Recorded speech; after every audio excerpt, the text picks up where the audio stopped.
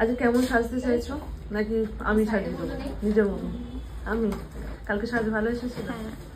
ওকে চলো, আজকে আমার এই শান্তশিষ্ট ব্রাইডের গল্প নিয়ে তোমাদের সাথে চলে এলাম। আজকে আমার লোকেশন ছিল সোনারপুর, আর আমার আজকে মিষ্টি ব্রাইডের নাম হচ্ছে শ্রাবণী। খুবই মিষ্টি, যেমন দেখতে মিষ্টি তেমন হচ্ছে ততটাই চুপচাপ। ট্রেন ধরার উদ্দেশ্যে আমরা বেরিয়ে পড়লাম এবং আমরা বারুইপুর স্টেশনে সবাই মিট করলাম। আজকে অনেকজনই আছে, যেহেতু ব্রাইডের সাথে আরও অনেকজন হচ্ছে পার্টি মেকআপ করবে, সেই জন্য আরও আমার অ্যাসিস্ট্যান্টরা চলে গেল।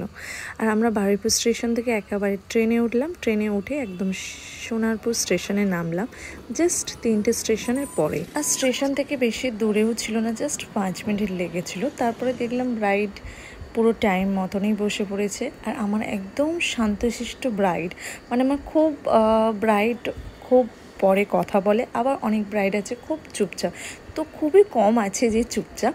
একদম শান্তশিষ্ট চুপচাপ ব্রাইড হলে আবার আমাদের ভীষণ কনফিউজড হয়ে যায় যে একটু বলে দিলে ভালো হয় যে তার চয়েস কীরকম, তার কীরকম ভাবনা, কীরকম সাজতে চাইছে, এইসব জানলে আমাদের বেশ সুবিধা হয়।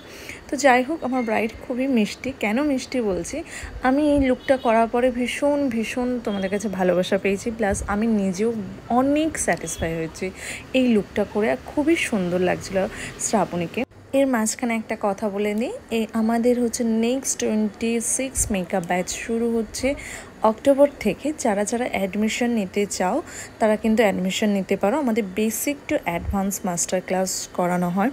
আর আমাদের এখানটায় এই প্রথমবার 26 মেকআপ ব্যাচ থেকেই আমাদের হচ্ছে প্র্যাকটিসের প্রোডাক্ট স্টুডিও থেকেই দেওয়া হবে।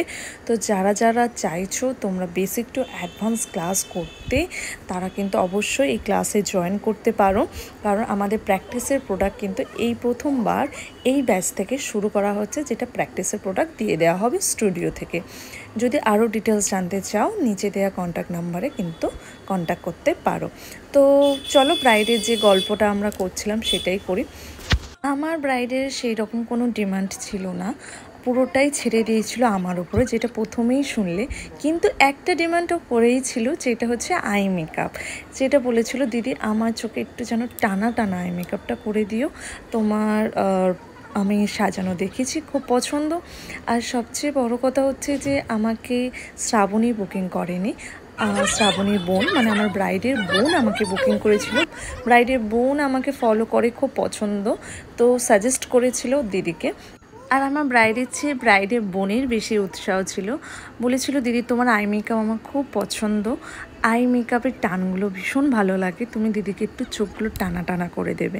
তো যখন কেউ বলে আমার আই মেকআপ খুব ভালো লাগে বা আই মেকআপের প্রশংসা করো, তখন সত্যি কথা বলতে আমার কাজের প্রতি আরও যেন প্যাশনটা বেড়ে যায়, যে আরও ভালো ভালো কাজ তোমাদের সামনে প্রেজেন্ট করব।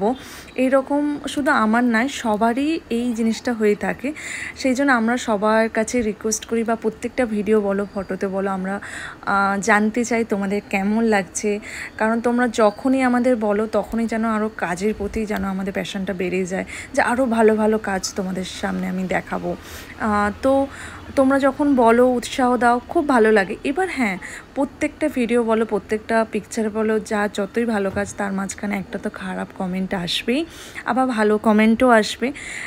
এটাই আমি আমার স্টুডেন্টদেরকে শেখাই, যে ভালো মন্দ নিয়েই তোমাকে চলতে হবে, ভালো মন্দ নিয়েই তোমাকে কাজ করতে হবে। মন্দটাকে ভেবে যদি বসে থাকো সেটা কিন্তু কিছুতেই হবে না। ভালোটাকে নিয়েই তোমাকে পজিটিভ ভেবে পজিটিভ মাইন্ডেই তোমাকে চলতে হবে। বিশেষ করে যারা নতুন স্টুডেন্ট বা সবে শিখেছে, তাদের খারাপ কমেন্ট পড়লে খুব ভেঙে পড়ে।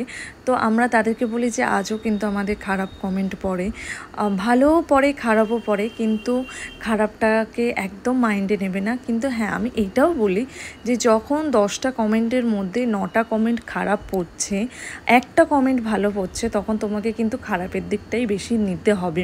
তখন নিজের কাজটাকে আরও সুন্দর করার চেষ্টা করবে, কারণ যত খারাপ যে কমেন্ট আসবে, তুমি যদি নেগেটিভ মাইন্ডে নিয়ে নাও, তোমাকে আগে ভাবতে হবে যে কেন খারাপ কমেন্ট এসেছে, আমার কাজে কি ভুল আছে। যখন দেখছো বেশি পার্সেন্টেজ লোক তোমাকে খারাপ বলছে, বা খারাপ ধরছে যে এই জিনিসটা ভুল হয়েছে, এই জিনিসটা ঠিক মানাচ্ছে না, তাহলে ভেবে নিতে হয়। কিন্তু 10 জনের মধ্যে যদি 2 জন খারাপ কমেন্ট করে সেটা কখনোই ধরবে না। তো এইভাবে আমার স্টুডেন্টদেরকেও বলি, বা আমি নিজেও এটা বুঝি, যখন আমার বেশি খারাপ কমেন্ট আসে আমি নিজের কাজে ভুলটাকে ধরার চেষ্টা করি যে আমার কাজের মধ্যে কী ভুল রয়েছে। তো যাই হোক, এত কথা বলে ফেললাম, তার মাঝখানে আমার ব্রাইড পুরো রেডি, একদম মিষ্টি, কতটা সুন্দর লাগছে না? আমি তো খুব সুন্দর লাগছে, মানে আমি নিজে সাজিয়েছি, আমি নিজেও মানে খুব স্যাটিসফাই হয়েছি, ব্রাইডও ততটাই স্যাটিসফাই। হাসি দেখেই বুঝতে পারছো এত চুপচাপ ব্রাইড, কিন্তু সাজার পরে দেখো কতটা হ্যাপি, তো কতটা সুন্দর করে স্মাইল করছে। তো আমি খুব খুশি হয়েছি। তো তোমরাও যদি এই রকম লুক পেতে চাও আর আমার কাজ যদি ভালো লেগে থাকে, যদি ভরসা করতে পারো যে তোমাদের স্পেশাল দিনে আমি তোমাদের সাজাতে পারবো সুন্দর, তবেই তোমরা আমাকে বুকিং করো। ভালো লাগলে কমেন্ট করে দেবে, শেয়ার করে দেবে। তো আজকে আমার মিষ্টি ব্রাইড শ্রাবণীকে কেমন লাগছে? তো শ্রাবণীর দুটো নথ আমি পরিয়ে দেখিয়েছিলাম, একটা পুঁতি নথ আর একটা হচ্ছে এই রকম, যেটা আমার ভালো লাগেনি সেই জন্য আমি চেঞ্জ করে দিয়েছিলাম।